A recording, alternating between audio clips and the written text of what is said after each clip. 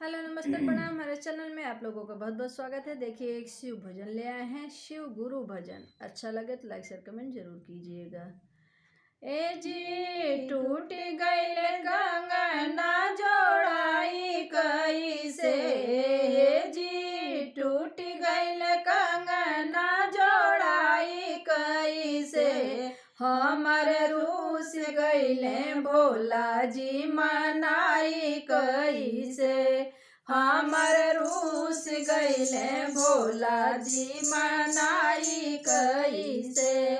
ए जी टूट गईल कंगना जोड़ाई कैसे, ए जी टूट गईल कंगना जोड़ाई कैसे, हमर रूठ गईले भोला जी मनाई कैसे, हमर रूठ गईले भोला जी मनाई कैसे।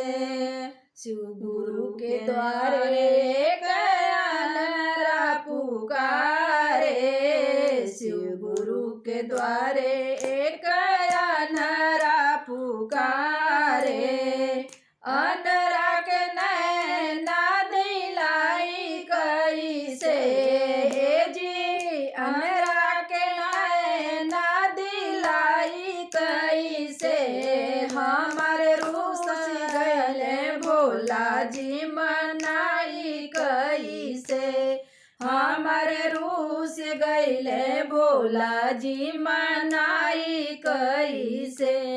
ए जी टूट गईल कंगना जोड़ाई कैसे, हे जी रूठ गईल कंगना जोड़ाई कैसे, हमर रूस गईले भोला जी मनाई कैसे, हमर रूस गईले भोला जी मनाई कैसे।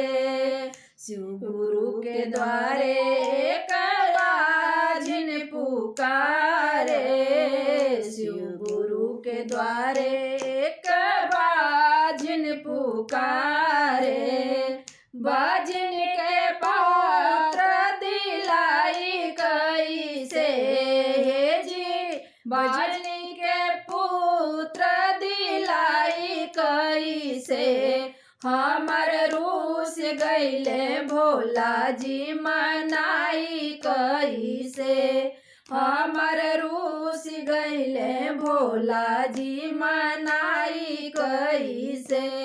ए जी टूट गईल कंगना जोड़ाई कैसे, हे जी टूट गईल कंगना जोड़ाई कैसे, हमर रूस गईले भोला जी मनाई कैसे, हमर रूस गईले भोला जी मनाई कैसे।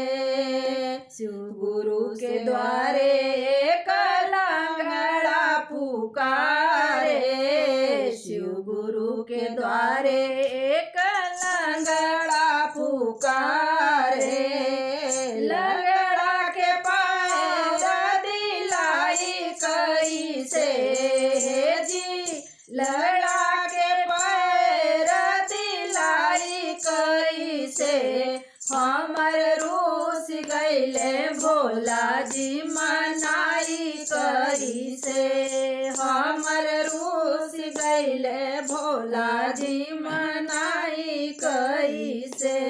शिव गुरु के द्वारे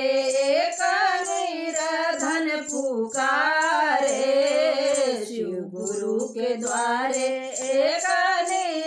धन पुकारे, निर्धन के आन धन देवाई कैसे, जी निर्धन के आन धन देवाई कैसे, हमर रूस गईले भोला जी मनाई कैसे, हमर रूस गईले भोला जी